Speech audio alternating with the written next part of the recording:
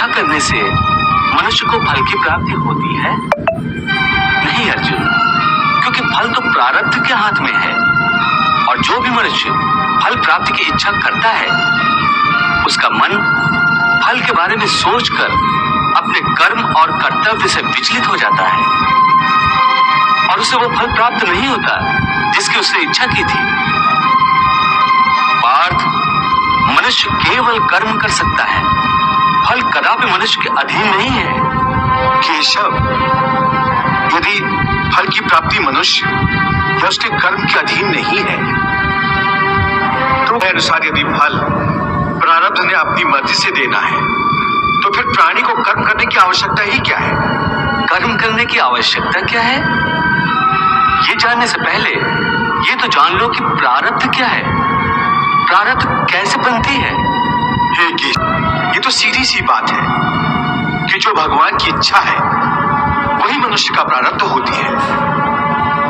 नहीं अर्जुन, नहीं, ये धारणा सत्य नहीं है। क्यों सत्य नहीं है? क्योंकि मैं किसी के प्रारब्ध नहीं बनाता, ना मैं किसी प्राणी के कर्म अथवा कर्म फल के हिसाब में दखल देता हूं, इसलिए प्राणी की प्रारब्ध बनाने में मेरा कोई हाथ नहीं होता। फिर कौन बनाता है प्राणियों का प्रारब्ध?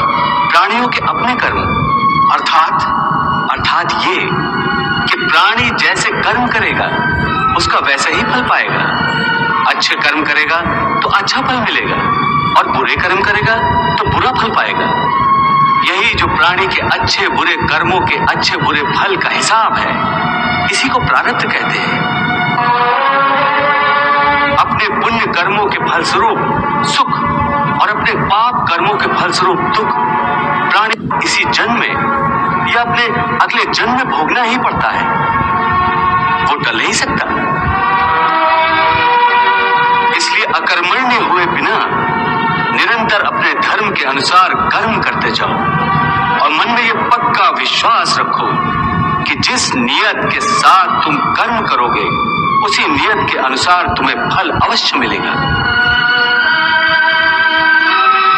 कर्म का यह अटल विधान है, इसमें कभी किसी के साथ अन्याय नहीं हो सकता। हे अर्जुन, प्राणी का कोई भी कर्म नष्ट नहीं होता, मनुष्य को अपने हर कर्म का फल अवश्य मिलता है।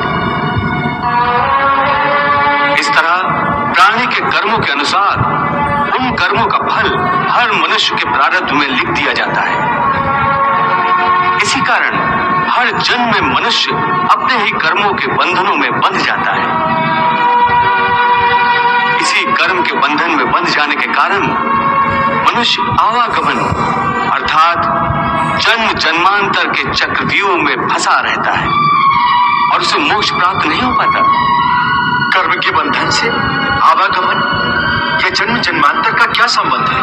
मनुष्य अपने एक जन्म में जो कर्म करता है उन कर्मों के फल के रूप में पाप और पुण्य दोनों ही होते हैं। कभी पाप अधिक होते हैं तो कभी पुण्य। दोनों का दुख सुख भोगते हुए मनुष्य अपने नए जीवन में जो कर्म करता है उनका हिसाब पाप पुण्य के खाते में नए सिरे से लिख दिया जाता है।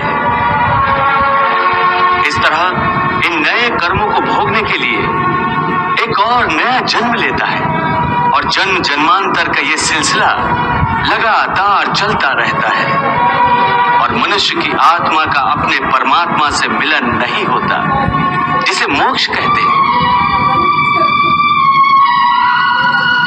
हे कृष्ण, इसका अर्थ तो ये हुआ कि मोक्ष प्राप्त करने के लिए मनुष्य को पाप और पुण्य से बचने के लिए कोई कर्म ही नहीं करना चाहिए, सारे कर्मों का त्याग करके सन्यासी बन जाना चाहिए। कोई भी मनुष्य अकर्मण्य नहीं हो सकता, कर्म तो उसे हर स्थिति में करना पड़ता है। परंतु सन्यासी तो कर्म का त्याग तो करते ही है। हे पार्थ, सन्यासी भी कर्मों का त्याग नहीं करते, न ही कर सकते हैं। मैंने पहले ही कहा था कि सन्यासी भी कर्म करते हैं। खाना पीना, उठना बैठना, तपस्या करना, साधना करना, ये सब भी तो कर्म ही है। कर्म से कोई कैसे मुक्त हो सकता है?